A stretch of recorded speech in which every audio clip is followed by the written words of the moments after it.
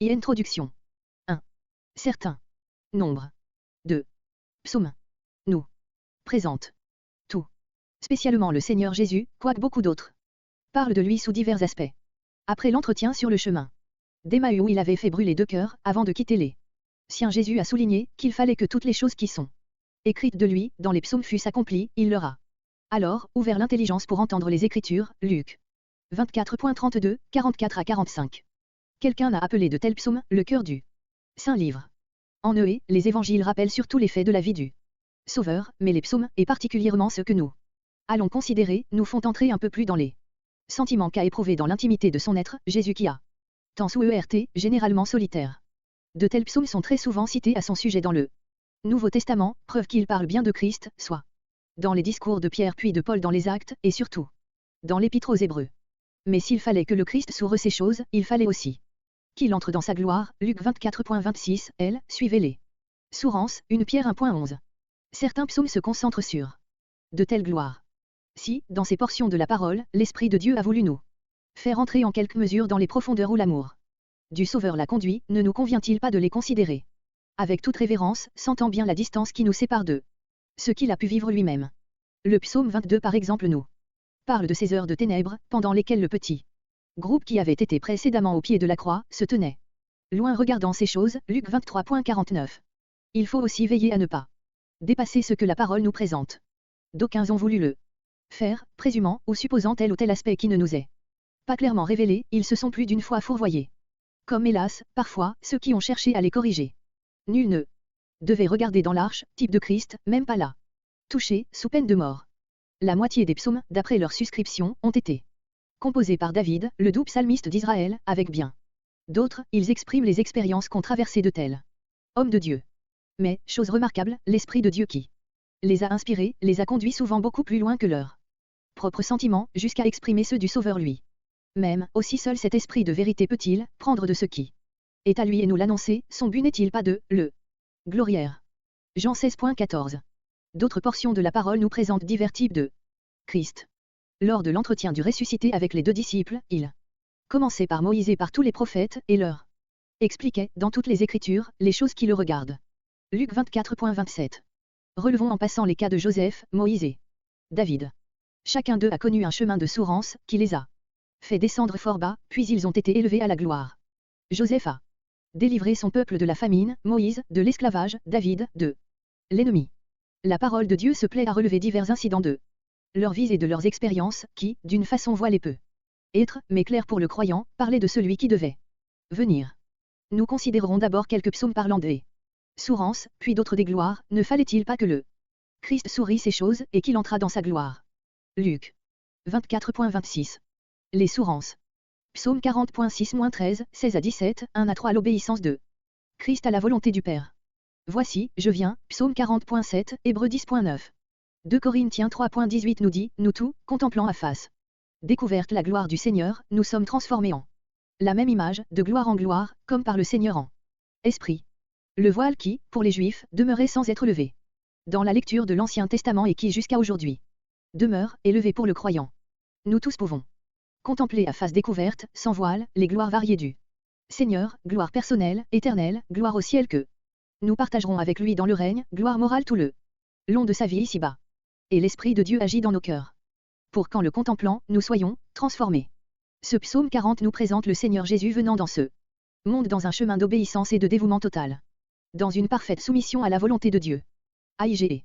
Pauvre, il s'attendait à son Dieu. Le psaume est pour ainsi dire encadré par cette attente patiente. Nous avons besoin de le voir. Dans ce chemin de pleine consécration. Avant la fondation du monde. Il est écrit de moi dans le rouleau du livre, livre des conseils.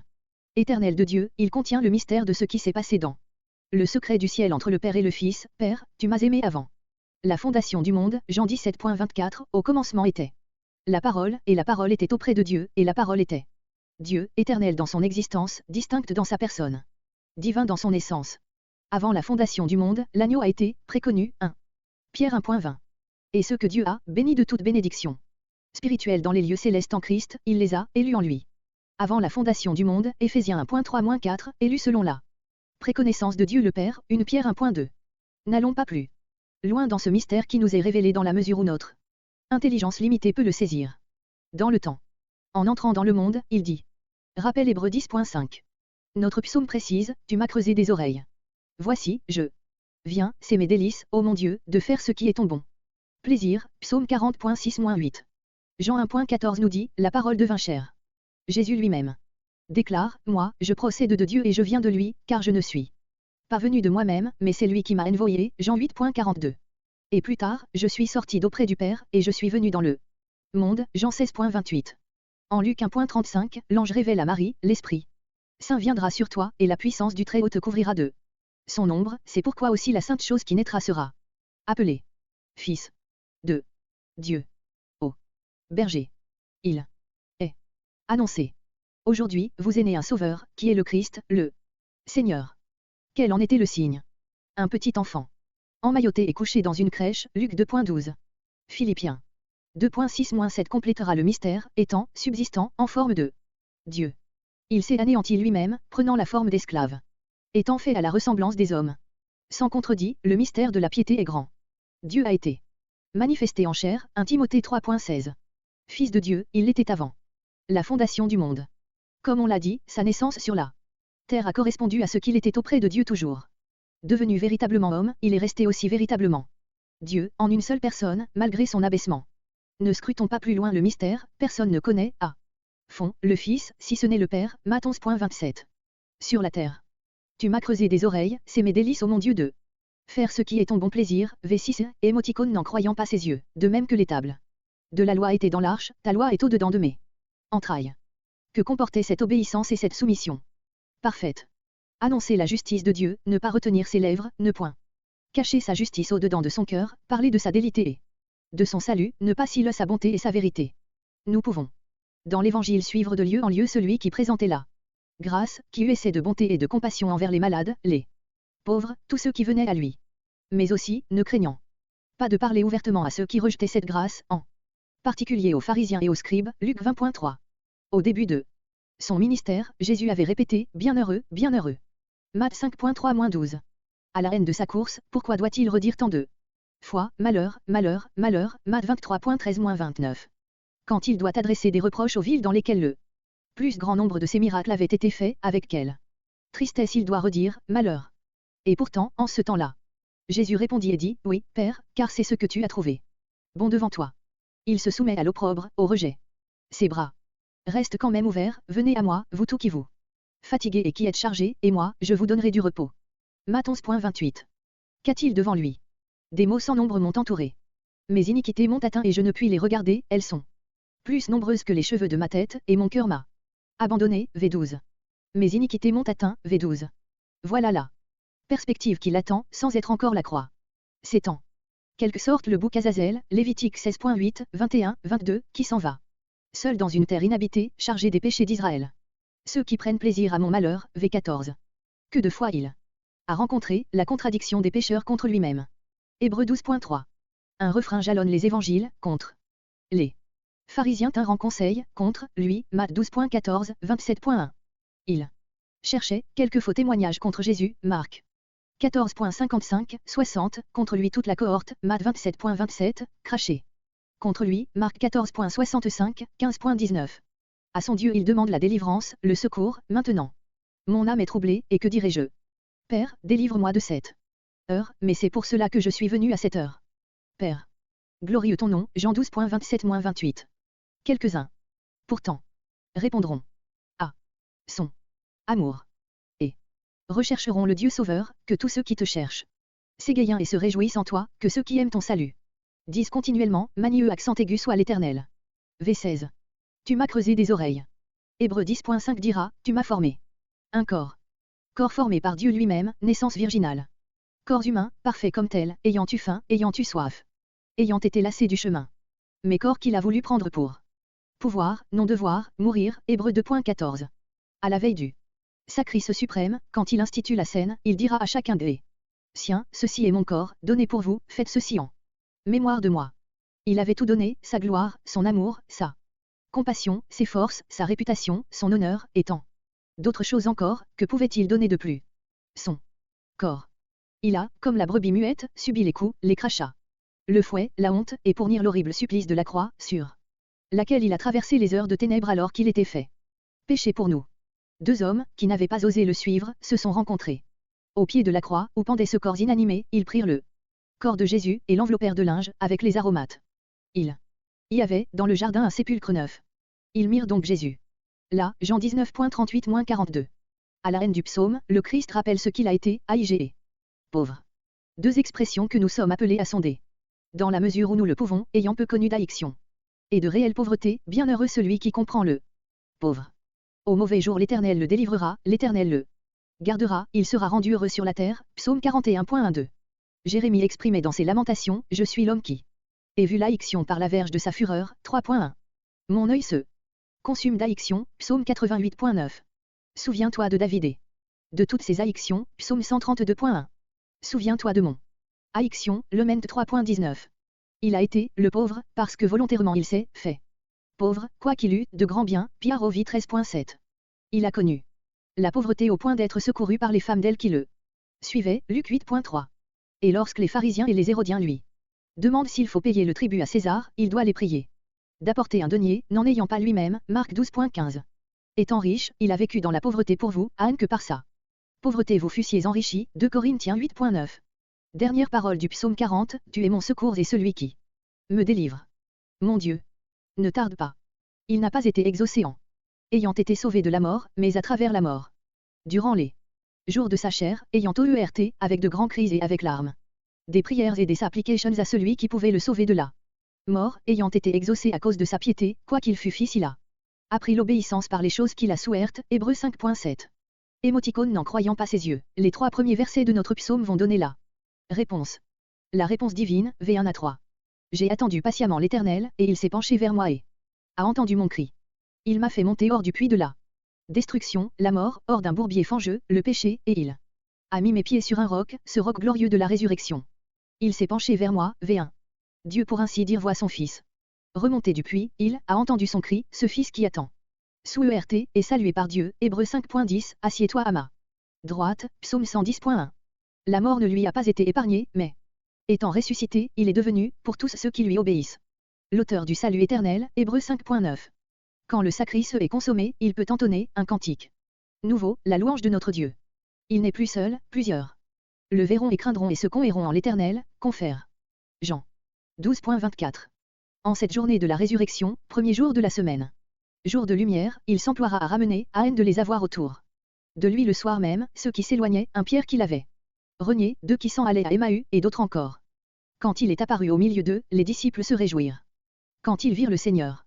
Aujourd'hui encore, au premier jour de la semaine, c'est notre privilège de nous réunir autour de lui, le centre, comme membre de son corps, et, en participant au pain de la scène, de réaliser la communion du corps du Christ, ce corps dans lequel il attend sous ERT, mais aussi ce corps spirituel composé de tous ces rachetés, dont il est lui-même la tête, 1 Corinthiens 10.16-17. Encore une fois, bienheureux celui qui comprend le pauvre. Ce fut le privilège d'une Marie de Béthanie, Jean 12.7, de Marie de Magdale qui l'avait suivi et servi et fut la première à le voir ressuscité, même des disciples, au soir de la résurrection, eux qui n'avaient pas compris qu'il leur avait parlé d'avance de ses sourances, et cherchaient pour eux-mêmes la première place. Luc 22.19-24. Sommes-nous meilleurs que lorsque nous participons au pain, ne distinguant pas le corps, 1 Corinthiens 11.29, ou en ayant négligé d'eux, nous éprouver nous-mêmes. Se juger n'éloigne pas de la scène, mais amène à manger, V28, dans le sentiment de la grâce qui, à cause de l'œuvre de la croix que nous rappelons en un tel moment, peut tout pardonner à ceux qui confessent leurs fautes, 1 Jean 1.9. Psaume 102 l'abaissement suprême du Sauveur. Prière de l'AIG, quand il est accablé et répand sa plainte devant l'Éternel. Une première question se pose, aimons-nous vraiment le Seigneur Jésus? Comment l'aimons-nous? Si la méditation de ce psaume nous amène à mieux le connaître, à mieux l'aimer, il y aura de la gloire pour lui. Les versets janvier 2011, 23-24a soulignent son abaissement, sa solitude. 5 fois il y est question de jour. Il nous révèle les pensées intimes que le Seigneur Jésus a eues dans son cheminement de sourance tout le long de sa vie et devant la perspective de la croix. Les versets décembre 2022 expriment la joie qui était devant lui, Hébreux 12.2, un tissu de bénédiction autant pour les Juifs que pour les nations. Les versets 24b-28 apportent la réponse divine, il y est question des années. Reprise presque textuellement en Hébreux 1.10-12, comme s'appliquant au Fils, elle nous donne bien la certitude que dans Ce psaume, c'est essentiellement lui que nous contemplons. La profondeur de son humiliation dans une tristesse sans égale, v. janvier 2011. Remarquons que dans l'entête, contrairement à bien d'autres psaumes, il n'y a ni nom d'auteur, ni indication de musique sur laquelle il doit être chanté. Les versets 1 à 2 sont un cri de détresse quand les paroles manquent pour l'exprimer, au jour que je crie, à toi. Réponds-moi. C'est la prière non d'un AIG, mais de l'AIG. Très probablement l'écrivain du psaume n'a pas compris de qui il s'agissait. Était-ce de lui-même, ou d'un AIG de sa connaissance? Mais l'Esprit de Dieu sans aucun doute avait tant vu, comme Hébreu 1 le confirme et Ésaïe 53 le présentant. Détail, celui qui a été opprimé et AIG, qu'il plut à l'Éternel de meurtrir et de soumettre à la souffrance. L'AIG répand sa plainte devant l'Éternel, non pas devant les hommes. Quel modèle pour nous qui si facilement nous plaignons auprès de l'un ou de l'autre, trouvant peut-être quelque consolation auprès d'un frère, d'une sœur, d'un parent. Mais restant surtout occupés de nous-mêmes. Pire encore, selon le psaume 42.4, on peut répandre son âme au-dedans de soi, se morfondre, tourner et retourner dans son esprit tout ce qui nous abat. Au psaume 62.8, le psalmiste invite le peuple à se conquérant Dieu en tout temps, à répandre votre cœur devant lui, Dieu est notre refuge. Dans un Samuel 1.15, Anne, dont l'esprit était accablé, répandait son âme devant l'Éternel. Savons-nous en faire autant plutôt que de répandre nos plaintes dans notre entourage? Dans notre psaume, c'est la plainte intime du Fils devant le Père. La réponse viendra dès le verset 25. Mais ce dialogue n'est pas à notre portée. Il est placé devant nos cœurs pour que nous entrions un peu dans la profondeur des souffrances du Sauveur. Avec toute révérence et distance. Il n'y a ici ni murmure, ni révolte, la souffrance est douloureusement éprouvée, mais acceptée. Les versets 3 à 5 semblent marquer des souffrances dans son corps, mes os sont brûlés, mon cœur est frappé et est desséché, mes os s'attachent à ma chair. Les versets 6 à 7 soulignent sa solitude, je suis devenu semblable au pélican du désert, animal impur des ruines. Accumulé par le jugement, passant la nuit sur les chapiteaux de Ninive aride comme un désert, Save 2.13-14. De Babylone. Jérémie prophétise, elle ne sera jamais habitée, les bêtes du désert y auront leur gîte et les hiboux rempliront ses maisons, le hibou des lieux désolés, psaume 102.6. Les passereaux sortent généralement en bande, un oiseau sociable fréquentant les toits plats de l'Orient, ou les habitants conversant dans la fraîcheur du soir. Mais ici, l'AIG est solitaire sur le toit, il veille. Il faut avoir vécu soi-même une solitude prolongée pour entrer un peu dans ce qu'est la sinueux accent aigu. Pour notre Seigneur. Dans la solitude, quelle qu'en soit la cause, se tourner vers Dieu. Chercher en lui son secours, mais aussi se hasser soi-même et penser au peuple de Dieu. Combien y en a-t-il autour de nous qui souhaitent de cette solitude, à cause du deuil, de la maladie, de l'âge, de l'incompréhension de ceux avec lesquels on vit s'ils ne sont pas au Seigneur. Penser aux autres, penser aux besoins des enfants de Dieu qui nous entourent, apportera le soulagement que le repli sur soi-même ignore. Et par-dessus tout, la parole de Dieu elle-même, lue et méditée, reçue dans le cœur, apportera cette consolation des Écritures, Rome 15.4, qui vient à nous comme la voix même d'en haut. Le Seigneur Jésus ne dit-il pas par le prophète, S 50.4, le Seigneur l'Éternel m'a donné la langue des savants, pour que je sache soutenir par une parole celui qui hélas. On connaîtra alors dans une mesure cette communion dans le Seigneur dont lui-même pouvait dire, je ne suis pas seul, car le Père est avec moi. Mais pour lui seul il y a eu les heures de l'expiation sous le jugement de Dieu, parce qu'il était fait péché pour nous. L'exclamation du prophète est devenue réalité, même quand je crie et que j'élève ma voix, il ferme l'accès à ma prière, le Ment 3.8. Mes jours s'évanouissent comme la fumée, mes jours sont comme l'ombre qui s'allonge, v 3 et 11, dans l'évangile de Jean. Depuis le chapitre 10, de chapitre en chapitre, l'ombre de la croix s'accentue sur son chemin, je mets ma vie pour les brebis. 10.15, Jésus allait mourir, pour rassembler en un les enfants de Dieu dispersés, 11.51-52. À moins que le grain de blé tombant en terre, ne meure, il demeure seul, 12.24. Mon âme est troublée, et que dirai-je? Père, délivre-moi de cette heure. Mais c'est pour cela que je suis venu. Il disait cela pour indiquer de quelle mort il allait mourir, 12.27, 33. Son heure était venue pour passer de ce monde au Père, 13.1. Tout le jour mes ennemis m'outragent, v. émoticône n'en croyant pas ses yeux, que d'outrage à travers les évangiles, tu es un démon, 4 fois, tu es un Samaritain, ils prirent des pierres pour les jeter contre lui. Nous savons que cet homme est un pécheur, nous te lapidons. Pour blasphème. Tout cela dans le seul évangile de Jean, celui du Fils de Dieu, dont les anges avaient proclamé la sainteté et la gloire. La perspective de l'abandon de Dieu, lorsqu'il sera fait pécher, est devant lui comme anticipé, j'ai mangé la cendre comme du pain, et j'ai mêlé de pleurs mon breuvage, à cause de ton indignation et de ta colère, v. septembre 2010. Le Fils s'adresse au Père. Tu m'as élevé haut, c'est Proverbe 8.22-30, j'étais ses délices. Tous les jours, toujours en joie devant lui. Et il faudra qu'il Soit, jeté en bas, il est descendu dans les parties inférieures de la terre, Éphésiens 4.9. À cause de la joie qui était devant lui, il a enduré la croix, ayant méprisé la honte, et est assis à la droite du trône de Dieu, Hébreux 12.2, V13 à 22. Le temps d'user de grâce, le temps assigné est venu. 7. Grâce est d'abord pour Sion, Israël restauré, V13, mais aussi pour les nations, V15, et tous les rois de la terre. Quand l'Éternel bâtira Sion, il paraîtra dans sa gloire, V16, qu'on annonce dans Sion le nom de l'Éternel, V21, mais aussi, les peuples seront rassemblés, et les royaumes, pour servir l'Éternel, la bénédiction du règne, V22. Au milieu de sa sourance, le Seigneur lève pour ainsi dire les yeux vers un avenir qui sera le résultat de l'œuvre de la croix. Toutes ses joies sont devant lui, le repos d'être assis à la droite de Dieu lui-même, la bénédiction pour la terre, avec Sion pour centre, la bénédiction des nations, la louange dans Jérusalem et le rassemblement des peuples pour servir l'Éternel. Le peuple qui sera créé l'Oraya, car il a regardé des lieux de sa sainteté, pour entendre le gémissement du prisonnier et pour délier ceux qui étaient voués à la mort. Ésaïe 53 ajoute, il verra du fruit du travail de son âme et sera satisfait. Dans la sainte cité il n'y aura pas besoin du soleil ni de la lune pour l'éclairer, car la gloire de Dieu l'a illuminé, et l'agneau est sa lampe. Et les nations marcheront par sa lumière, et les rois de la terre lui apporteront leur gloire. Apocalypse 21.23 et 24. V23-24b. La vision de l'avenir se hâsse, la perspective de la mort est là, il a abattu ma force dans le chemin, il a abrégé mes jours. J'ai dit. Mon Dieu, ne m'enlève pas à la moitié de mes jours. V23-24a.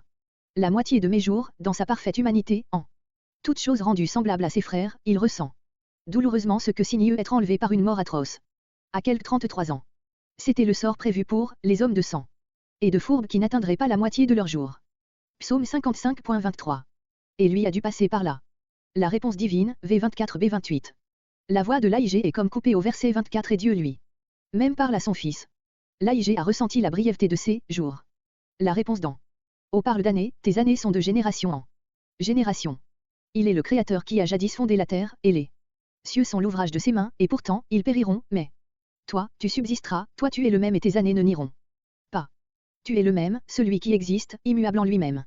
Notre vie n'est qu'une vapeur paraissant pour un peu de temps et puis disparaissant, Jacques 4.14, même la terre et les cieux. Ouvrage de ses mains, périront et seront changés, mais, toi, tu demeures, Hébreux 1.11. Dans une révolte en Chine, tous les bâtiments de la mission à l'intérieur de la Chine avaient été détruits par les insurgés. Une de nos sœurs, épargnées, visitaient les lieux avec une amie. Reconnaissant telle salle, tel endroit où elles avaient passé, un peine de mur ici, les restes d'une porte là. À travers l'ouverture. Elle voit, subsistant encore sur le mur opposé, ces mots, toi. Tu demeures. Peu après la dernière guerre, visitant avec un ami les ruines de la cité de Londres, nous nous trouvons devant une maison détruite. Jusqu'au rez-de-chaussée.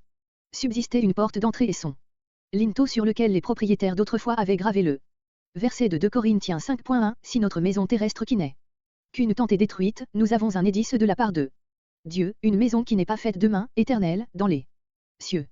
Jésus Christ est le même hier et aujourd'hui et éternellement, Hébreux 13.8. Mais il ne sera pas seul, si le grain de blé tombant en terre meurt, il porte beaucoup de fruits. C'est le dernier verset de notre psaume, les LS de tes serviteurs demeureront, et leur semence sera établie devant toi. V28. Qui sont-ils ces serviteurs, ce peuple qui sera créé, V18. Ces prisonniers déliés, V20, sinon ceux, juifs et nations, qui ont été sauvés par la grâce, par le moyen de la foi en celui qui pour eux a tant souffert jusqu'à donner sa vie à la croix. Psaume 69.1 21, 29 à 35 L'homme de douleur. Ses haïctions dans sa vie et devant la mort V. 1 à 6. Christ n'est pas ici sous la colère de Dieu et son abandon, mais il a en vue les douleurs de la mort, V 14 à 15, et dans la détresse de son âme il crie à Dieu pour en être épargné. Il est délicat de dire. Si c'est à Gethsémane qu'il supplie avec prières et avec larmes. Hébreux 5.7, ou s'il est déjà sur la croix pendant les 3 premières heures, anticipant les heures de ténèbres. Il ne revendique toutefois pas les droits qu'il n'avait pas ravis, V. 4, Philippiens 2.6. Contraste avec celui qui prégure Satan en Ésaïe 14.12-14, tu as dit dans ton cœur, je monterai aux cieux. J'élèverai mon trône au-dessus des étoiles de Dieu, je monterai. Sur les hauteurs des nues, je serai semblable au Très-Haut. Contraste aussi avec Adam qui mange le fruit donné par sa femme, écoutant la promesse du serpent, vous serez comme Dieu, Genèse 3.5. Le Christ Jésus, étant en forme de Dieu, n'a pas regardé comme un objet à ravir d'être égal à Dieu, mais s'est anéanti lui-même, prenant la forme d'esclave. Comme le prophète l'avait annoncé, le Messie sera retranché et n'aura rien, Daniel 9.26. La gloire, il l'avait de toute éternité auprès du Père, mais il s'est dépouillé des insignes de la majesté. Une fois l'œuvre accomplie, glorieux moi, toi, Père, auprès de toi-même. De la gloire que j'avais auprès de toi avant que le monde fût. Jean 17.5. Le verset 5 fait un peu penser au bouc, Azazel, Lévitique 16.21. 22, qui, vivant, sans aller seul mourir dans une terre inhabitée. C'est peut-être l'horreur de la perspective d'être fait pécher. Comme en Jean 12.27 aussi, pourrait-on penser, des heures sur la croix avant les ténèbres. V6. Les disciples s'étaient attendus à lui, espérant qu'il était celui qui doit délivrer Israël, Luc 24.21. Quelle déception! Quelle confusion, quand pour eux sa mort a mis haine à toute leur espérance. Au milieu de sa propre détresse, l'homme de douleur pense à eux. Au jour de la résurrection, combien il se hâte de se révéler à eux comme le vivant. Ses haïctions durant sa vie et juillet 2012. Les outrages sont tombés sur lui à cause de son témoignage. Il a profondément ressenti l'opprobre, le déshonneur public, la honte. Ce mot revient 4 fois dans ce psaume. À notre verset 7, j'ai porté l'opprobre, au verset 10, l'âme dans le deuil, cela m'a été en opprobre, au verset 19, toi tu connais mon opprobre, et ma honte, et ma confusion. En haine au verset 20. L'opprobre m'a brisé le cœur et je suis accablé. Toute sa vie. Par amour pour son Dieu, il devait connaître l'opprobre. Moïse avait estimé l'opprobre du Christ un plus grand trésor que les richesses de l'Égypte, Hébreux 11.26. Mais qu'eût été ce en regard de l'opprobre qu'a subi notre Seigneur, toute sa vie portant la honte publique par amour pour son Dieu. Portant l'opprobre, il devient pour sa famille un étranger à ses frères, inconnu aux ailes de sa mère. Il vint chez soi, et les siens ne l'ont pas reçu, Jean 1.11. Par amour pour son Dieu, il a été outragé. Il chassait de la maison de son père les terracans qui s'y étaient installés. Ses disciples se sont souvenus qu'il était écrit, le zèle de ta maison me dévore, V9, mais les Juifs n'ont fait que le mépriser et se moquer de lui. Il a pris les marques du deuil, les pleurs, le jeûne, le sac, et je leur suis devenu un proverbe, V11, je sers de chanson au buveur, V12. Sa prière à Gethsémane V13 à 20, Hébreux 5.7. Marc 14.33 nous dit du Seigneur lui-même, il commença à être saisi de roi et fort angoissé. Cela nous étonne de sa part. Lui n'a jamais eu peur, ni de ses ennemis, ni de Hérode le renard, ni de Pilate, ni de ceux qui, armés, allaient le prendre à Gethsémane. Il a fait la belle confession devant Ponce Pilate. Mais à Gethsémane, il a été fort angoissé à cause de nos péchés qu'il allait prendre sur lui-même. La peur est entrée dans le monde avec le péché, Adam a eu peur, parce qu'il avait péché. Peur de Dieu, Genèse 3.10. Dès lors les hommes ont toujours eu peur. Mais à la pensée d'être fait pécher pour nous, notre Sauveur a été saisi de roi. On peut bien appliquer à Jésus lui-même les paroles de Jonas, tu m'as jeté dans l'abîme, dans le cœur des mers, et le courant m'a entouré, toutes tes vagues et tes eaux sont passées sur moi. Dans cette vie faite de larmes et d'opprobre, que restait-il, pour lui? La prière. 3 fois de suite, il insiste, réponds-moi. Réponds-moi, réponds-moi. Il n'y a pas eu de réponse. Il supplie d'être délivré du bourbier, gure de la souillure du péché, cette boue dans laquelle on enfonce et qui vous pénètre de partout. Il demande d'être délivré des profondeurs des eaux, de la culpabilité du péché, que le courant des eaux ne me submerge pas et que la profondeur ne m'engloutisse pas, V14 à 15. Ces eaux puissantes du jugement vont fondre sur lui profondeur. Insondable pour nous, dans les heures de ténèbres il sera abandonné de son Dieu. Pour le moment il anticipe, il supplie d'en être délivré. Il nous faut penser à ce que signifierait concrètement pour nous la boue profonde et le courant qui submerge, V2. Nous avons lu sans doute des descriptions de malheureux pris dans des sables mouvants, qui s'enfoncent lentement dans la boue, se démènent, font des heurts, pleins d'angoisse et de détresse. Petit à petit le corps disparaît, les épaules, la tête, une main s'agite, et saignit. Ou peut-être nous sommes-nous baignés dans la mer et avons nous été pris par la marée descendante, et le courant nous a entraînés loin de la plage. Tous nos heurts de bons nageurs pour regagner le bord étaient vains, le courant nous entraînait toujours plus loin. Quelle angoisse, quelle détresse! Ce ne sont que des gures pour nous faire entrer dans une mesure dans ce consigne accent aigu cette boue et ce courant des eaux pour notre Sauveur, étant dans l'angoisse du combat, il priait plus instamment, et sa sueur devint comme des grumeaux de sang découlant sur la terre, Luc 22.44. Que le puits ne ferme pas sa gueule sur moi, ce puits de la mort. Où il a dû descendre, cette profondeur qui éloigne de Dieu et fait que toute communion avec lui disparaît. Dieu n'est plus là. Et le puits risquerait de fermer sa gueule, cette communion pourrait être perdue à tout jamais. Que de souffrance tout cela signait pour lui, parfaitement pur, innocent, sans souillure, ayant toujours joui d'une pleine communion avec son Dieu, et vient là sa application, ne cache pas ta face de ton serviteur, car je suis en détresse. À toi et pour une dernière fois réponds-moi. Il invoque les compassions de l'Éternel, qu'il s'approche de son âme et soit son Rédempteur. Mais dans le psaume il n'y a pas de réponse. Il y avait pourtant quelques raisons d'espérer, ma prière s'adresse à toi en un temps agréé, la grandeur de ta bonté, ton salut, la grandeur de tes compassions. Mais la conclusion reste, l'opprobre m'a brisé le cœur, et je suis accablé, j'ai attendu que quelqu'un n'eût compassion de moi, mais il n'y a eu personne, et des consolateurs, mais je n'en ai pas trouvé, V20. C'est l'atmosphère du jardin de l'agonie, les grands cris et les larmes, les prières et les supplications à celui qui pouvait le sauver de la mort, Hébreux 5.7. Dans l'Évangile, c'est aussi l'acceptation de la coupe que le Père lui avait donnée à boire. Que ta volonté soit faite. Du côté des hommes, un étranger, un inconnu, un proverbe pour ceux qui me haïssent, mes adversaires. À ses disciples, il avait déclaré, étant attristé et fort angoissé, mon âme est saisie de tristesse jusqu'à la mort, demeurez ici et veillez avec moi. Mais eux se sont endormis. Du côté de Dieu, dans ces heures d'agonie, le silence, pour moi, je suis aigé et dans la douleur, que ton salut, ô Dieu, m'élève en un lieu de sûreté. Il lui faudra boire la coupe.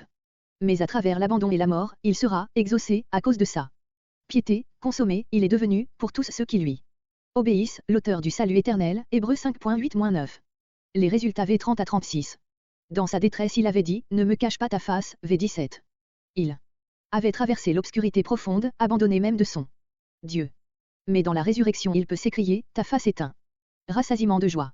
Il y a des plaisirs à ta droite pour toujours. Psaume 16.11. Alors la louange éclate, je louerai le nom de Dieu dans un cantique, et je le manierai par ma louange. Plus besoin de sacrifices et de taureaux ou de buffles, V31. Et les cercles de l'adoration vont s'étendant, les cieux et la terre te loueront, les mers et tout ce qui se meut en elles. Ceux qui cherchent Dieu, leur cœur vivra. Les débonnaires se réjouiront, les pauvres et les prisonniers seront délivrés, Dieu sauvera Sion et bâtira les villes de Juda. La semence de ses serviteurs, et ceux qui aiment son nom, y demeureront. En contraste avec ce que le Seigneur Jésus a enduré dans les grandes eaux, nous avons la promesse d'Ésaïe 43.2, quand tu passeras par les eaux, je serai avec toi, et par les rivières, elles ne te submergeront pas. La parole de Dieu ne nous dit pas que nous ne passerons pas par les eaux, mais donne la promesse, je serai avec toi, il y aura le courant des rivières qui cherchent à entraîner, mais elles ne te submergeront pas. Psaume 22. Les psaumes précédents nous ont parlé des souffrances du Seigneur dans les diverses étapes de son cheminement jusqu'à Gethsémanée, et même, semble-t-il, pendant les heures de lumière de la croix. Mais ce psaume va jusqu'à l'abîme des 3 heures sombres, lorsqu'il était suspendu entre le ciel et la terre. Dans ces heures-là, le petit groupe qui avait été au pied de la croix regardait, de loin, Marc 15.40. Et nous-mêmes avons besoin de toute retenue et sobriété pour, par le cœur, entrer un peu dans les sentiments qui animaient Jésus dans ces heures terribles. Moïse avait dû déchausser ses pieds au buisson ardent. Exode 3.5, Josué de même lorsque se présentait à lui le chef de l'armée de l'Éternel, Josué 5.15. Combien plus nous convient-il d'avoir toute réserve et révérence et adoration devant le trouble de l'âme du Sauveur, l'angoisse et le roi qu'il a ressenti devant la cruauté des hommes, et surtout devant l'inexibilité d'un Dieu saint et juste lorsqu'il était fait pécher pour nous. D'un œil discret nous pouvons, dans un tel psaume, regarder de loin la tragédie de la croix. Les femmes qui s'étaient un peu retirées ne pouvaient connaître les pensées mêmes du Seigneur. Lorsqu'il était ainsi sur la croix, quel était l'objet de son regard? En haine ses souffrances sous l'abandon de Dieu. Nous avons ici une œuvre accomplie dans le passé il y a bientôt 2000 ans. Le Seigneur dépouillé de tout, même de ses vêtements, peut dire du haut de la croix, je suis un ver, et non point un homme, V6, un ver, animal que l'on écrase facilement, qui rampe sur la terre, dénué de tout, tel a été notre Sauveur. Par contraste, le psaume 23 nous dit ce qu'il est pour le présent, avec le psalmiste nous pouvons répéter, je ne manquerai de rien. Le psaume 24 nous parle de l'avenir, la gloire qu'il aura sur la terre, acclamée, publiquement reconnue. Il peut alors être dit, à lui et la terre et tout ce qu'elle contient, le monde et ceux qui l'habitent, psaume 24.1. Dans ce psaume 22, le grand pasteur des brebis a été ramené d'entre les morts par la puissance du sang de l'alliance éternelle. Hébreux 13.20. Le psaume 23 le présente comme le berger de son troupeau qu'il conduit et qu'il aime. Dans le psaume 24, il est le souverain pasteur, le roi de gloire. Quand le souverain pasteur sera manifesté, dit 1 Pierre 5.4, ceux qui se seront délèment appliqués à paître le troupeau de Dieu recevront la couronne inétrissable de gloire. V1 21a sur la croix. Du premier verset au 21a, nous avons la croix, un sujet que nous craignons même d'aborder. La croix a été de toute éternité l'objet des pensées divines. Elle seule a permis le rétablissement de la gloire et des droits de Dieu, elle a répondu à sa propre justice et lui a permis de faire descendre vers nous, pécheurs, tout son amour. Il a fait la paix par le sang de sa croix. Un jour toutes choses seront réconciliées avec Dieu, grâce à la croix, Col. 1.20. Elle a divisé l'histoire de l'humanité. Le jour où le Seigneur Jésus a été crucifié, accent aigu, était un jour unique dans le temps et dans L'éternité. Les versets 1 à 6 soulèvent un peu le voile des 3 heures de ténèbres, l'abandon de Dieu sur la croix. C'est l'heure de la colère de Dieu où l'épée s'est réveillée contre mon berger, contre l'homme qui est mon compagnon, dit l'Éternel des armées. Frappe le berger, acte 13.7. L'épée est là, l'abandon, et en haine là. Poussière, V15. 3 fois il est répété que Dieu se tient, loin. V1, 11, 19. Avant la croix et les heures solitaires, Jésus disait Père. Il le dira encore lorsqu'il lui remet son esprit, mais dans ces versets, son cri s'élève, Mon Dieu. Mon Dieu. Après la résurrection, avec quelle joie il pourra annoncer à ses disciples. Je monte vers mon Père et votre Père, Jean 20.17. Au verset 2, alors que Christ est fait pécher, il s'écrie, Tu ne réponds point, et en donne lui-même la cause, parce que tu es saint. Dans cette nuit terrible, il n'y a point de repos pour moi. Le Seigneur a souerté par-dessus tout sous l'abandon de Dieu. Mais il a aussi ressenti profondément l'opprobre et la moquerie. V6 B8. Les gouverneurs, se raillant de lui d'une même voix. Avec les principaux sacrificateurs, les scribes, les anciens. Répète presque textuellement le verset 8 de notre psaume, il. C'est qu'on accent aigu en Dieu, qu'il le délivre maintenant, s'il tient à lui. Matt 27.43. Dans les versets 9 à 11 le crucieux accent aigu se tourne à nouveau vers son. Dieu, ne te tiens pas loin de moi, V11. Le psalmiste avait dit. Psaume 119 1151, Éternel. Tu es proche, mais sur la croix, Dieu se tient loin, et la détresse est proche. Envers nous, pécheurs. Il n'est pas un Dieu de loin, il est plein de compassion et miséricordieux, il justifie et pardonne, mais il a dû se tenir loin de son Fils pour qui ce fut une douleur inouïe. Les souffrances de l'enfer seront d'être loin de Dieu. Il est la vraie source du bonheur, de la paix et de la joie. Loin de lui, c'est la détresse, le châtiment d'une ruine éternelle de devant la présence du Seigneur et de devant la gloire de sa force, 2 et 5.9. Le Seigneur, dans ces heures sombres, a subi ce que nous aurions mérité. Il a porté l'éternité de notre châtiment. Mystère insondable pour nous, mais que par la foi nous acceptons avec adoration, fondée sur la parole de Dieu. Son peuple l'a rejeté, ils l'ont condamné, ils l'ont maltraité, et pour nier l'ont élevé sur la croix. Il l'avait annoncé lui-même, il faut que le LS de l'homme soit élevé, à haine que quiconque croit en lui est la vie éternelle, Jean 3.14-15. Il ajoute un peu plus tard. Si je suis élevé de la terre, j'attirerai tout, sans distinction, les hommes à moi-même. Or il disait cela pour indiquer de quelle mort il allait mourir, Jean 12.32-33. Rejeté par les hommes, il est aussi rejeté de son Dieu. Il est ainsi inexorablement seul. Comme aucune créature ne l'a jamais été. Il souffre de la part de Dieu et de la part des hommes. Du haut de la croix, Jésus regarde les hommes, ce sont des animaux, des taureaux, les chefs du peuple, la gueule d'un lion. Déchirant et rugissant, des chiens, les soldats qui l'ont crucifié accent aigu. Ils ont percé mes mains et mes pieds. C'est le délai devant la croix, V7 à 8, décembre 2018. Pendant tout ce temps, Jésus endure des souffrances physiques et morales indicibles. Mes os se déjoignant, mon cœur est fondu, ma vigueur est desséchée, et ma langue est attachée à mon palais la terrible. Soif des cruciès, et tu m'as mis dans la poussière de la mort. Le premier homme est tiré de la terre, poussière, le second homme est venu du ciel, 1 Corinthiens 15.47. L'homme retourne à la poussière, et CCL 12.7, lui a été mis dans la poussière de la mort, mais il n'est pas devenu poussière, tu ne permettras pas que ton sein voie à la corruption, psaume 16.10.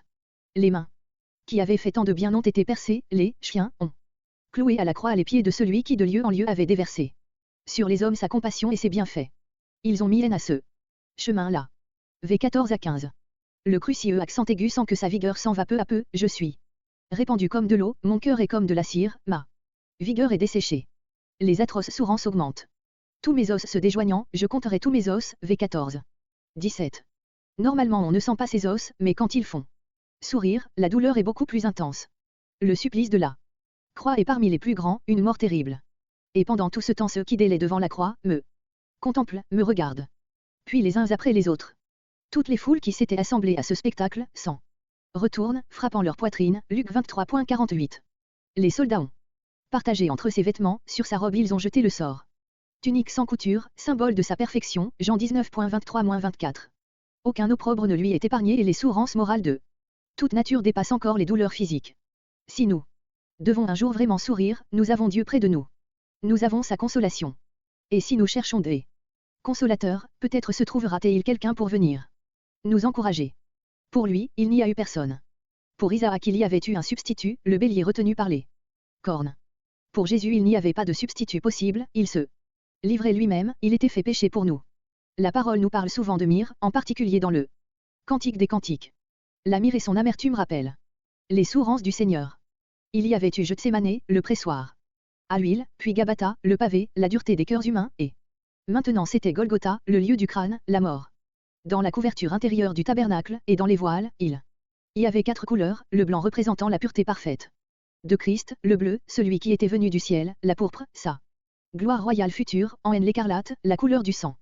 Seule cette couleur luisait encore à la croix. Tous les types de l'Ancien Testament s'accomplissaient.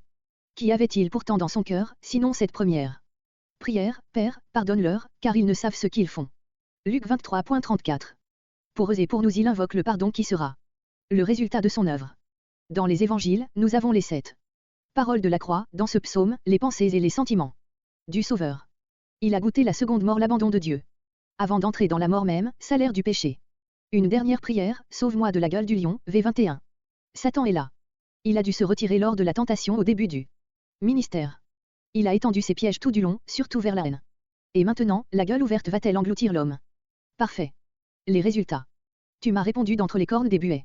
Il a été exaucé. Non pas lorsqu'il criait, mais à travers la mort, une fois l'œuvre accomplie. Dans Lévitique 14, illustrant la purification du pécheur, l'oiseau, plongé dans l'eau vive et le sang, peut s'envoler libre. Il porte sur lui les marques des sourances, vrai type du ressuscité, qu'il est gardera jusque dans la gloire. À ses frères, Jésus va annoncer le nom du Père, V22, il va entonner la louange au milieu de la congrégation. Toute la semence d'Israël le gloriera et ceux qui cherchent l'Éternel le loueront. Cette louange qu'il a entonnée va s'étendre en cercle, croissant jusqu'à ce que tous les bouts de la terre se souviennent et se tournent vers l'Éternel et que toutes les familles des nations se prosternent devant lui. Au nom de Jésus se ploiera tout genou des êtres célestes et terrestres et infernaux, et toute langue confessera que Jésus-Christ est Seigneur, à la gloire de Dieu le Père. Philippiens 2.10-11. Le cri du Fils arrivait aux oreilles du Père, penché vers lui. Psaume 40.1, mais sans pouvoir lui répondre. Il doit laisser son Fils mourir sur la croix. Finalement, l'œuvre achevée, il peut intervenir. C'est la résurrection. Il y a une explosion de joie et de louange. Sans la vie nouvelle, il n'y a pas de louange véritable. Seuls les rachetés chantent. Le cercle s'étend toujours plus, il passe à de nouvelles générations, une semence le servira, ils raconteront sa justice à un peuple qui naîtra, qu'il a fait ces choses. Dans sa prière de Jean 12.28, Jésus avait conclu, Père, glorieux ton nom. Et la réponse était venue du ciel, je l'ai glorieux accent aigu, et je le glorierai de nouveau. Il l'avait glorieux accent aigu en ressuscitant Lazare, mais il le glorierait de nouveau en ressuscitant son Fils bien-aimé. C'est notre immense privilège d'enfant de Dieu, né de nouveau, de pouvoir rappeler l'œuvre de la croix, de la chanter dans l'adoration, en attendant de voir face à face l'agneau qui attend sous ERT pour nous acquérir la vie éternelle. Les gloires qui suivraient. Les psaumes que nous allons considérer parlent de la gloire. Qu'est-ce que la gloire? Pensant à nous-mêmes, un chrétien du siècle passé disait, la gloire, ce sera de voir, 1 Corinthiens 13.12. Mais quant à Dieu lui-même, sa gloire, peut-on dire, est l'euation de ses perfections. Quand Moïse dit à l'Éternel, fais-moi voir ta gloire, Dieu lui répond, l'homme ne peut me voir et vivre, Exode 33.20. Dieu fait pourtant quelque chose de magnifique vis-à-vis de Moïse, il le met dans la fente du rocher et fait passer devant lui toute sa bonté, sa grâce, sa miséricorde. Et Moïse voit par derrière quelque chose de merveilleux, une trace qui ne se hâte pas. Pour nous, la gloire n'est pas insoutenable. Nous l'atteignons par le chemin de la grâce. La fente du rocher nous parle de l'œuvre de Christ. Par cette œuvre, nous sommes amenés progressivement jusqu'à cette phase découverte de 2 Corinthiens 3.18. En vertu de l'esprit qui nous enseigne dans les Écritures, nous sommes placés face à face avec celui qui les remplit, et, en esprit pour le moment, mais bientôt en réalité, nous le regardons, et lui, il nous regarde. Psaume 16. La gloire morale du Seigneur Jésus, V1 à 8, après la perfection de sa vie, la résurrection et la gloire, V septembre 2011. Le psaume 22 correspondait à l'Holocauste. Dans l'institution de Lévitique 2, celui-ci était suivi par l'offrande de gâteau, à laquelle se réfère notre psaume. C'est l'ordre divin. Nous allons donc considérer la gloire morale de la vie du parfait serviteur. Le psaume 22 nous faisait connaître, dans une mesure, les sentiments de notre Seigneur sur la croix. Le psaume 16 propose à notre méditation et à notre adoration les ressorts secrets de son âme, lorsqu'il a été vu ici-bas comme un homme, serviteur parfait. Notre texte répond en quelque sorte à une question posée au psaume 15.1, Éternel, qui demeurera en ta montagne sainte. Autrement dit, qui peut se tenir dans la présence de Dieu. Le verset 2 donne la réponse, celui qui marche dans l'intégrité, et qui fait ce qui est juste. Au psaume 14, l'Éternel avait regardé des cieux sur les ailes des hommes pour constater qu'il n'y a personne qui fasse le bien, non pas même un seul. C'est alors, comme si, avec ce psaume 16, l'Éternel venait dire. Oui, il y en a un, je l'ai regardé des cieux et j'ai eu en lui tout mon plaisir. Considérons quelques rayons de la gloire morale de notre Seigneur lorsqu'il a été vu ici-bas. Dans une dépendance complète, il a pris la position d'un homme devant Dieu. On pourrait se demander si ce psaume 16 s'applique vraiment au Seigneur Jésus disant, garde-moi ô Dieu. Car je me conhue en toi. Par la foi on est gardé des circonstances extérieures, des attaques de l'ennemi, de soi-même. Il est évident que notre Seigneur n'avait pas besoin d'être gardé de cette manière. Dans la plénitude de son être, il commandait aux éléments, ses ennemis. Reculait quand il disait, c'est moi, et comme on l'a dit, il n'y avait point de moi en lui. De fait dans ce psaume il prend volontairement sa place d'homme et se soumet à son Dieu. Dans cette condition il ne s'adresse pas au Père, mais à Dieu. Parfaite position d'un homme. Devant son Dieu, dépendance exprimée par la prière, V1. Dans l'Évangile lorsqu'il s'agira de faire le choix de ses disciples, en particulier de celui qui le livrera, il passa toute la nuit à prier. Dieu, Luc 6.12. Si quelque doute subsistait encore que ce psaume 16 se réfère bien essentiellement au Messie, il serait de considérer Acte 2. Où l'apôtre Pierre le cite, en relevant les paroles de David à son sujet dans les versets 8 à 11. Au verset 2, dans cette position d'homme prise volontairement. Il fait en quelque sorte acte de soumission à son Dieu, sans réclamer aucune prérogative, tu es le Seigneur. Dans l'Évangile, un chef s'approche de lui et l'appelle, bon maître. Et Jésus de lui répondre, en toute humilité, nul n'est bon, sinon un seul, Dieu, Marc 10.17-18. Le jeune homme ravale Jésus au niveau des hommes, et lui-même accepte une telle position. Au verset 3 il prend place avec ceux qu'il appelle les saints qui sont sur la terre. C'est la scène de l'Évangile quand Jésus vient de Galilée au Jourdain, où venaient vers Jean ceux qui se repentaient et confessaient leurs péchés. A-t-il, lui, pur et saint, besoin de prendre place au milieu d'eux? Jean l'en empêchait fort, mais Jésus lui dit, il nous est convenable d'accomplir toute justice.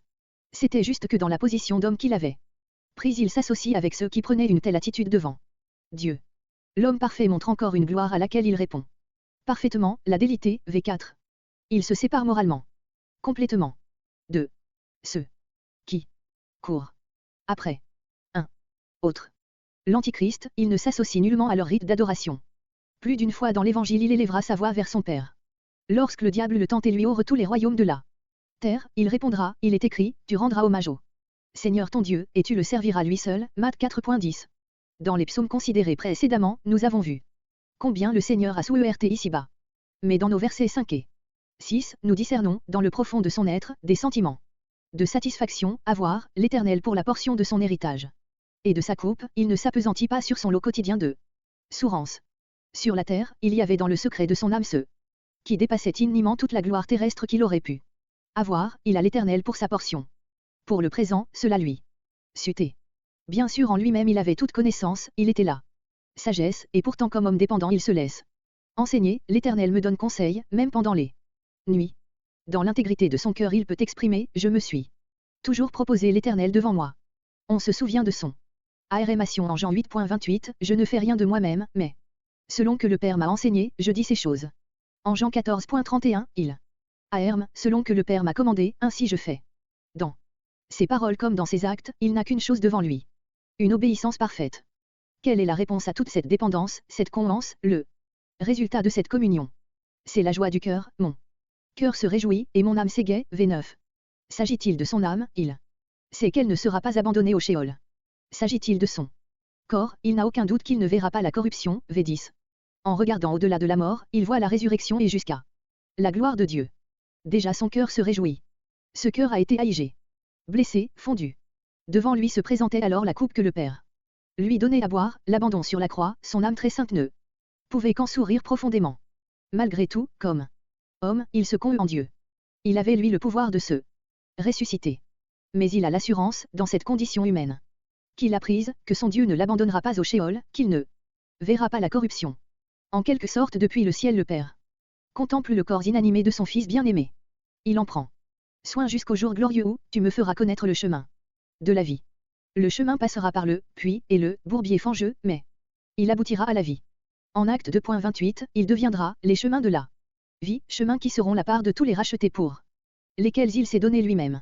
Il est pour eux le chef et le consommateur de la foi, les prémices de la résurrection, son chemin de lumière et de sainteté, où il a glorieux accent aigu le Père, le mène à la gloire, entraînant après lui tous ceux qui lui appartiennent. La face qui s'était détournée de lui dans la nuit du calvaire devient un rassasiement de joie, il y a des plaisirs à ta droite. Pour toujours. Psaume 45. L'apparition glorieuse du M. Et si apportant la délivrance. Le psaume 16 répond à une question, le 45 à un cri, le cri du résidu astérisque juif à la haine du psaume 44, pourquoi caches-tu ta face? Lève-toi, aide-nous, et rachète-nous à cause de ta bonté, V24 et 26. Astérisque le résidu, cette expression désigne les juifs croyants en Christ, qui, après l'enlèvement de l'Église, attendront le Messie et son royaume. Ils subiront de terribles persécutions. La réponse, c'est la présentation du bien-aimé, du roi qui l'ont tant attendu. Leur situation avait été bien saisissante, écrasée dans le lieu des chacals, couvert de l'ombre de la mort, 44.19. Il est répondu à leur cri par l'apparition du roi de gloire. Tout d'abord est présenté sa personne, pas des titres, mais lui. Même, tu es plus beau que les LS des hommes, la grâce est répandue sur tes lèvres, traduction de tout ce qu'a été le Seigneur lorsqu'il a cheminé ici-bas. Tel il est vu d'abord par le résidu qui attend la délivrance. Et quand nous-mêmes nous nous rendons au culte, quelle est la première chose que l'Esprit de Dieu, l'écrivain habile, V1, présente à nos cœurs? La personne du bien-aimé.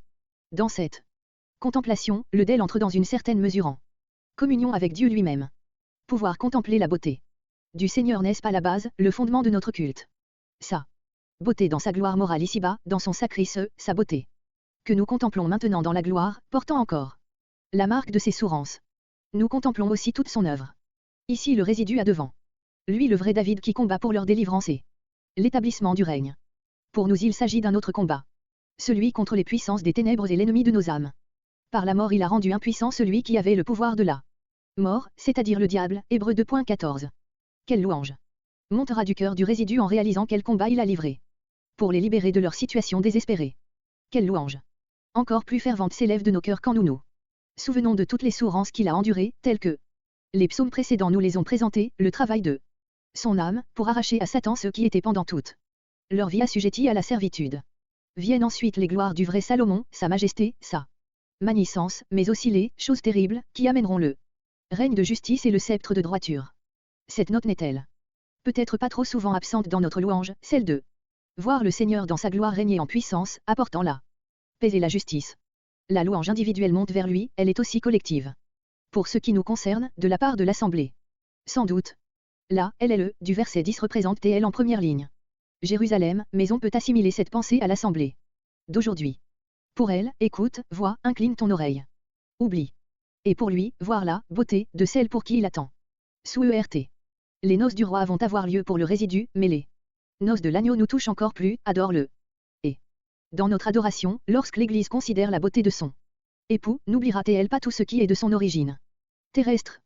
N'est-ce pas déjà notre privilège, lorsqu'au culte nous contemplons la gloire du Seigneur et ses souffrances, d'oublier ce qui a pu nous préoccuper, même nos faiblesses, tout ce que nous sommes et ne sommes pas, pour répondre à cette injonction, il est ton Seigneur, adore-le. Devant tout ce que l'Esprit nous a rappelé du bien-aimé, n'avons-nous pas une responsabilité? Nous avons trouvé dans le psaume 16, entre autres choses, la gloire morale du Seigneur Jésus, la perfection de sa vie comme homme dépendant de Dieu sur la terre. Modèle inimitable sans doute, mais qui nous est présenté quand même, spécialement à travers les évangiles, et dans les psaumes quant à ses sentiments, à haine que nous suivions ses traces, une Pierre 2.21, et surtout que nous croissions dans la grâce et la connaissance de sa personne, 2 Pierre 3.18. Notre psaume a placé devant nous sa gloire au ciel, celle du Messie apparaissant dans sa puissance, du roi victorieux qui établit la paix et la justice sur la terre. Cette gloire nous la partagerons avec lui, selon Apocalypse 5.10, de Timothée 2.12, et bien d'autres passages. Quand il apparaît dans sa gloire en Apocalypse 19.11-16, Roi des rois et Seigneur des seigneurs, les armées qui sont dans le ciel le suivent, les rachetés. Précédemment enlevés dans le ciel, en font sans doute partie. Lui-même se nomme là, parole de Dieu. Il est appelé, Délé. Véritable. Il porte aussi un autre nom, un nom écrit que nul ne connaît que lui seul. C'est sa gloire personnelle, inscrutable. Pour nous, glorieux moi, toi Père, auprès de toi-même, de la gloire que j'avais auprès de toi avant que le monde fût. Cette gloire, nous ne la partagerons pas, mais selon sa prière, Père, je veux, quant à ceux que tu m'as donnés, qu'ils voient ma gloire. Que tu m'as donné. Jean 17.5, 24. Il reste dans la personne du Fils un mystère que seul le Père connaît, personne ne connaît le Fils si ce n'est le Père, Matt 11.27. Psaume 2, Tu es mon éphile. Dans le premier psaume nous est présentée la justice parfaite de l'homme bienheureux, la personne même du Seigneur Jésus. Dans le 2, nous avons à son sujet 3 noms qui répondent à cette justice parfaite. Au verset 2, il est loin de Dieu, le Messie, le Christ, il a accompli tout ce que Dieu lui a con accent aigu, j'ai achevé. L'œuvre que tu m'as donnée à faire, Jean 17.4. Au verset 6 il est son roi, au verset 7, son fils, verset central. Ce psaume se divise en 4 parties de 3 versets chacune. Successivement le Saint-Esprit s'exprime, puis Dieu lui-même. En haine le Fils, et pour terminer les d'elle. Il s'ouvre par la révolte des grands de ce monde contre Christ lui. Même, dans sa vie et sa condamnation. Même 2 ennemis.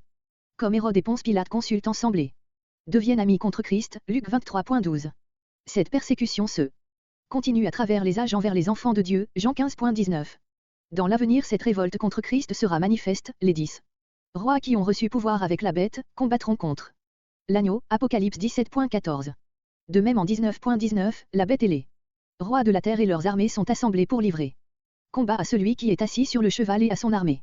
D'autre part on ne veut plus aucune restriction ni retenue, le mal se déploie toujours plus, V3. Et maintenant la patience de Dieu attend. Mais le jour viendra, inexorablement, où sa colère et sa fureur épouvanteront. Dans les versets 4 à 6, Dieu lui-même parle. Il sut et qu'il a herme. J'ai oint mon roi sur Sion, pour fermer la bouche à la révolte. Dans celle d'Adonija en 1 roi 1, nous avons comme un tableau précurseur de ces versets de notre psaume. De Christ Dieu dit, mon roi. Dans l'évangile il sera reconnu comme tel pour quelques heures, lors de son entrée à Jérusalem. Rejeté alors, il reviendra un jour comme roi de gloire. Qui est-il ce roi? Jésus le déclare lui-même dans les versets 7 à 9. L'Éternel m'a dit, tu es mon fils, aujourd'hui je t'ai engendré. Il recevra les nations pour héritage, mais il les recevra de la main du Père, non pas de la main du diable qui les lui aurait pourvus. Qu'il se prosterne devant lui, Luc 4.6-7. Tu es mon fils. Il leste dès l'éternité, Père, tu m'as aimé avant la fondation du monde. La gloire que j'avais auprès de toi avant que le monde fût, Jean 17.24-5. Mais il est venu sur la terre. Envoyé du Père, aujourd'hui je t'ai engendré, Hébreux 1.5. Sa naissance humaine ici-bas correspond à ce qu'il était dans la déité, Luc 1.35, étant, littéralement, subsistant, en forme de Dieu, il s'est anéanti lui-même, prenant la forme d'esclave. Il s'est dépouillé des insignes de la gloire, il a été fait à la ressemblance des hommes, en une même personne, il était véritablement homme et véritablement Dieu. Ô élevé, proclamé Seigneur, au nom duquel se ploiera tout genou, il reste véritablement homme et véritablement Dieu, en lui habite toute la plénitude de la déité corporellement, Col 2.9. Vu l'état de violence et de corruption de la terre, le sceptre de fer sera indispensable. Avant que le règne de paix et de justice s'établisse, il faudra les jugements terribles de l'Apocalypse, V9. Celui qui vaincra, en Apocalypse 2.26 sera associé à cette autorité sur les nations, pour les paître, avec une verge de fer. Selon que moi aussi je l'ai reçu de mon Père. V octobre 2012 à travers les jugements terribles qui fondront sur la terre sera encore proclamé l'évangile du royaume, l'évangile éternel. Les rois, les juges de la terre, tout homme, sont appelés à craindre l'Éternel, à baiser le Fils. Cette expression de « baiser le Fils » signifie une réconciliation. En Luc 7 nous avons celui de la pécheresse qui couvrait de baiser les pieds du Seigneur et les arrosait avec ses larmes, un baiser de repentance et de confession. Par contre, comme Jésus le relève, le pharisien qui à ce moment la recevait le Seigneur, ne lui avait même pas donné de baiser. Il invitait Jésus chez lui, mais n'avait pas de cœur pour le faire.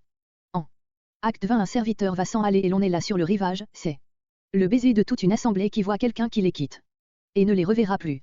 C'est un baiser d'attachement qui pourra se prolonger par la prière, et pourtant ceux des faits oublieront. 2 Timothée 1.15. Il y a aussi le baiser du Père qui accueille l'enfant prodigue. Combien celui-là est chaleureux. Quelqu'un qui revient, quelqu'un qui se repente. Il y a en haine puission. Nous ne jamais le connaître le baiser du traître. Jésus doit lui dire quand Judas le livre par un baiser donné avec empressement, ami, pourquoi es-tu venu? Bienheureux tous ceux qui se content en lui. Mais malheureux celui qui s'engage dans le chemin des méchants et ni par s'asseoir au siège des moqueurs, 1.1. Une fois assis, il n'est pas facile de se lever, quand on s'est détourné volontairement de Christ, combien difficilement on revient à lui. Mais si l'on s'est assis aux pieds du Seigneur, par la grâce on y reste volontiers, pour y contempler ses gloires de roi, de Christ, de Fils. Psaume 8 la domination universelle du LS de l'homme. Celui qui a été fait de peu inférieur aux anges, Hébreux 2. Ajoute, à cause de la passion de la mort, et maintenant couronné de gloire et d'honneur. Dans l'avenir il dominera sur toutes les œuvres des mains du Créateur. Dieu avait donné cette domination primitivement à Adam. Genèse 2.20, par la chute il l'a perdu, et le sol, maudit à cause de lui, ne donnerait son fruit qu'à force d'un travail pénible. Genèse 3.17b-19. La domination a été ensuite remise à Noé. Mais il est tombé, elle a été accent aigu à Salomon, mais il a mal terminé sa vie, transmise à Nebuchadnezzar, selon Daniel 2.37. puis aux 3 autres empires des nations, El Amalni, V43. Christ la recevra. Il y en avait déjà un échantillon dans l'Évangile, lorsque Jésus invite Pierre à pêcher un poisson qui apporte le statère nécessaire pour payer l'impôt du temple, Matthieu 17.27. Le Seigneur possédait toutes choses, mais sa gloire était alors voilée, elle brillera bientôt sur toute la terre.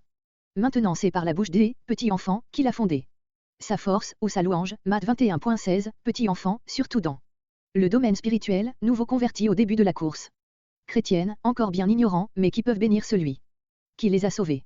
Quand dans une nuit étoilée on contemple la splendeur du ciel. Qu'est-ce que l'homme que tu te souviennes de lui? Si peu de choses, 7, homme mortel, Enoch Genèse 4.26, en face de l'Inni. Et pourtant le Seigneur Jésus a voulu devenir tel. Véritablement homme, mais homme en qui il n'y avait point de péché, LS de l'homme venu pour donner sa vie, à qui personne ne pouvait l'ôter, le dernier Adam, psaume 8.4b. Il est bien en vu dans Hébreux 2.6b8a, dont le verset 9 ajoute qu'il a été fait un peu moindre que les anges, à cause de la passion de la mort. Maintenant, par la foi, nous voyons Jésus couronné de gloire et d'honneur, il a amené plusieurs LS à la gloire, ayant accepté, pour devenir chef de notre salut, d'être lui-même, consommé par des souffrances, Hébreux 2.10. Notre verset 6 nous parle de sa domination future, non seulement sur toutes les œuvres du Créateur, mais aussi sur ceux que représentent les brebis et les buffles, sans doute les racheter. Puis les bêtes des champs, les nations qui reconnaîtront sa domination, nalement les oiseaux des cieux et les poissons de la mer, qui font penser à ceux qui devront ployer le genou devant lui et reconnaître que Jésus est Seigneur, Philippiens 2.10-11. Daniel 7.13-14 avait déjà annoncé que le LS de l'homme recevrait la domination et l'honneur et la royauté, une domination éternelle, et son royaume qui ne sera pas détruit. Ce psaume célébrant sa grandeur inni, comment pourrait-il être mieux encadré que par cette exclamation, éternel, notre Seigneur. Que ton nom émane que par toute la terre. Psaume 110, Tu es sacrificateur. Pour toujours. Une fois l'œuvre de la croix accomplie, le Seigneur fut élevé en haut dans le ciel, et s'assit à la droite de Dieu, Marc 16.19. Ainsi le présente notre psaume, V1, et le souligne tout particulièrement l'épître aux Hébreux, ayant fait par lui-même la purification des péchés, il s'est assis à la droite de la majesté. Dans les hauts lieux, Hébreux 1.3. Par les choses qu'il a souhaites, il a appris l'obéissance, il a réalisé ce qu'elle signait. Pour un homme parfait sur la terre. Il a accompli en toute chose la volonté de Dieu, étant salué par Dieu, il est devenu souverain sacrificateur, non pas sur la terre, mais dans le ciel. Hébreux 5.8-10, 8.4. La brièveté de la vie empêchait les sacrificateurs de l'ancienne alliance de demeurer, la mort les atteignait successivement tout. Mais lui, parce qu'il demeure éternellement, à la sacrificature qui ne se transmet pas. Ceux d'autrefois étaient debout chaque jour, accomplissant le service. Mais lui est assis, l'œuvre ayant été parfaitement achevée. Hébreux 10.11-12. Tel, conduit par l'Esprit de Dieu, le considère d'avance le psalmiste. Entre les 21 citations de ce psaume dans le Nouveau Testament, il y en a que le Seigneur s'attribue, preuve que cette prophétie le concernait bien lui-même, Luc 20.42. Il était alors sur cette terre, son message de grâce était refusé, mais il avait la perspective de s'asseoir à la droite de la majesté. Plus tard ses ennemis seront pour marchepied de ses pieds. Pour le passé il est dit au psaume 109.31, l'Éternel s'est tenu à la droite du pauvre, Jésus n'était-il pas lui-même ce pauvre? Les hommes le refusaient, mais Dieu était à sa droite. Le premier verset du psaume 110 est actuel, selon Philippiens 2.9, suite à son obéissance jusqu'à la mort de la croix, Dieu l'a haut élevé. Mais les ennemis ne sont pas encore sous ses pieds. Plus tard, le Seigneur, à ta droite, brisera les rois au jour de sa colère, V5. Hier l'Éternel s'est tenu à la droite du pauvre, aujourd'hui il l'a fait asseoir à sa droite, demain il sera à sa droite pour juger les nations. Au psaume 40, Dieu se penche, V1, vers celui qu'il avait dû abandonner sur la croix, et le fait monter hors du puits de la destruction, V2, pour mettre ses pieds sur le roc de la résurrection. Dans le premier verset du psaume 110, peut-être pouvons-nous découvrir, par l'œil prophétique, le Père voir son Fils s'élever de la montagne des Oliviers vers lui, et l'inviter à s'asseoir à sa droite. Christ recevra le sceptre de la force, 1. Peuple de franche volonté, la sainte magnificence. Mais il est entré dans la gloire non seulement pour cela, mais, comme dit ci-dessus, selon la puissance d'une vie impérissable, Hébreux 7.16, à haine d'être sacrificateur pour toujours, selon l'ordre de Melchizedek, personnage mystérieux apparaissant en Genèse 14.18-20, bénissant Hébreux mais le préservant des tentations ultérieures du roi de Sodome. Le patriarche lui donne la dîme de tout. L'Épître aux Hébreux 7.1 en parle à nouveau, précisant qu'il est à la fois roi et sacrificateur, roi de justice et de paix. Assimilé au Fils de Dieu. Actuellement dans le sanctuaire céleste, notre sacrificateur s'occupe dans sa grâce de ceux qu'il a rachetés et qui lui appartiennent. Il attend le moment où, selon la décision du Père, Il descendra lui-même du ciel pour enlever son Église, épargnée de l'heure de l'épreuve qui doit venir sur toute la terre. Mais le jour suivra rapidement où ses ennemis seront mis pour le marchepied de ses pieds, voir Josué 10.24, où il brisera les rois et jugera les nations, V5 à 6. Le dernier verset nous rappelle qu'il boira du torrent dans le chemin, c'est pourquoi il lèvera haut la tête. L'eau du torrent vient d'en haut, comme le Saint-Esprit, apportant rafraîchissement aux combattants, qui peut alors, dans la bataille, lever haut la tête. À la croix, le Seigneur Jésus a brisé la tête du serpent, selon la prophétie de Genèse 3.15, il a triomphé de tous ses ennemis invisibles, Col 2.15. Satan lui a brisé le talon, il est entré dans la mort, mais, par la mort il a vaincu celui qui avait le pouvoir de la mort. Au jour de la résurrection il pouvait bien lever haut la tête, et être élevé dans le ciel pour s'asseoir à la droite de Dieu et exercer cette sacrificature céleste qui n'était pas sa part sur la terre. On peut aussi penser que pour boire l'eau du torrent, il faut baisser la tête. Combien de fois notre Seigneur l'a fait dans sa course ici-bas, la dernière fois sur la croix du Calvaire, Jean 19.30, alors que de son vivant, il n'avait pas eu un lieu où la reposer, dans l'original même mot que baisser. Et le verset 7 ajoute, c'est pourquoi il lèvera haut la tête, comme Philippiens 2.9 l'exprime, c'est pourquoi Dieu l'a haut élevé. Au péril de leur vie, les 3 hommes forts de David sont allés chercher l'eau au puits de Bethléem pour apporter quelque rafraîchissement à leur chef, de Samedi 23.13-17. Notre Seigneur n'est-il pas rafraîchi quand il voit les siens et de jeunes âmes se grouper autour de lui pour recevoir sa parole et lui témoigner ainsi leur amour. Psaume 72. Le règne, son nom, sera pour toujours. À la haine de ses jours, David contemple prophétiquement le règne de paix et de justice de Salomon, conduit par l'Esprit de Dieu, il parle bien sûr d'un plus grand que Salomon. Le nom de Salomon, Shalom, signe la paix. Melchizedek était roi de Salem. La paix caractérisera donc le règne de Christ qui, à la fois roi et sacrificateur, amènera la bénédiction millénaire. L'époque de Salomon fait contraste avec celle de David, marquée par les guerres, qui ont hélas aussi ensanglanté toute l'histoire. Le texte même du psaume est assez explicite, il vaut la peine de le lire pour avoir la vision de ces bénédictions du règne qu'apportera celui dont le nom sera, pour toujours, une abondance de paix, jusqu'à ce qu'il n'y ait plus de lune, V7. Avec ces versets, les prières de David, LS d'Isaïe, sont ni, V. 20.